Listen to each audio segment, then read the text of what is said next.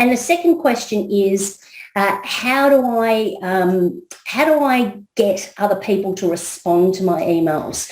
So the first few of these things we're going to be talking about rather than me doing a demonstration. So it's just interesting to sort of get a feel for, what are some of the simple things we can actually do to make dealing with our emails a bit easier. There you go. The image is just a little bigger there. So how do I get people to respond to my emails? One of the challenges relating to emails is the fact that often when people create emails and send them out, we often go through a thought process and we just seem to type it out. I regularly refer to this as verbal diarrhea. We often just type what we're thinking and send it off without reviewing it. Now, if you've ever gotten an email from someone where you can see that, their train of thought's just going through, but perhaps they haven't gone back and looked at it, you'll know what I mean. So being clear in your messaging when you're sending emails is one of the easiest ways to get people to respond.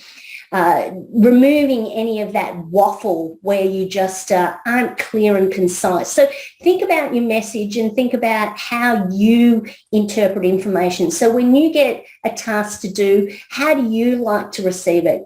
Do you like to receive it in an email with a big, long message that basically is the equivalent of a visual conversation with somebody without the visual element? Or would you prefer something that's sort of bulleted list? So, hey, Donna, I need this report done. We need to have A, B, C, or D. What that does is it clarifies the expectations and the key points. And it also means that the person at the other end has a bit more clarity. They're led through what your thought process is. So things like bullets and making sure you use clear paragraphs. And I call it the Jerry Seinfeld rule. So the Jerry Seinfeld rule, if you've ever heard of how meticulous Jerry Seinfeld is in creating his stand-up comedy, one of the things he does is goes over and over and over the written version of a joke, and he will look for superfluous information. So information that doesn't add any value, but rather just pads it out. And he removes those elements to get to the point a little quicker, which is ultimately what you want. And then, of course, he tests it out. So with any of these things, a great way of working out if it increases your response rate is to try it out. Do you find that when you send a paragraph of information to somebody, you're not getting the response you want, but then if you try sending it with some bulleted points, maybe you'll get a different result? So also when you've got longer documents, longer emails that you're going to do, anything more than a couple of paragraphs, unless a client or a prospect has particularly requested it, I'd be attaching anything longer as a Word document or a PDF file to make it easier for the person to download it. I'm a bit old school, so if I get a document that's an attachment, I'll tend to print it out. I'll get my highlighter and pen out and I'll make notes on it. It's a little harder for me to do that on the screen though. So certainly that's one of the things. Now, the other thing that we can do, and I'm just going to switch over to Outlook for a moment. So here we can see Microsoft Outlook, hopefully. Here we go. We can see Microsoft Outlook.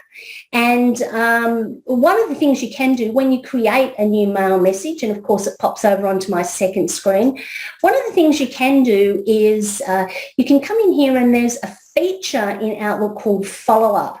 Now, if I click on Follow Up, there's some standard things that you can do. You can add a today, tomorrow, this week, next week, no date, custom, add a reminder. Add a reminder is the one I'm after. So this is just an extension of how to get people to respond to your emails. If I click add a reminder, when you add a flag, the flag reminds you. In the more recent versions of Microsoft Outlook, there's an option to flag for recipients. This is brilliant because if you're sending something to someone and you're expecting them to respond and you need a response by a certain time, rather than you having to flag it and then follow up with the person, you can actually set a flag so that the recipient gets a reminder up on their Outlook for follow-up. So from here, you can click the drop arrow and you can choose a particular option from the list, or you can type in some information. Now, I would always recommend when you choose the reminder box, let's just say this one says Thursday, the 21st of April. Let's just say I needed this information by the 27th. I might set a reminder for the 26th.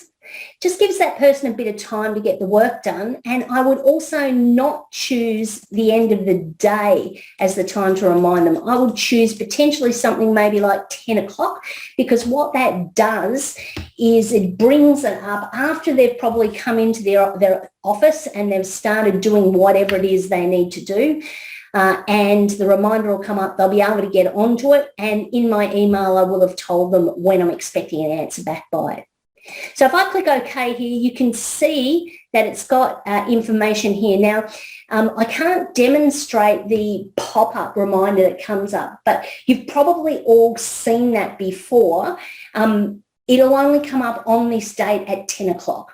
So it'll come up and it'll say, get back to Donna with the information. So this is a great way of making sure the person at the other end is reminded without you having to make the effort of actually physically doing something or diarising and then having to take action.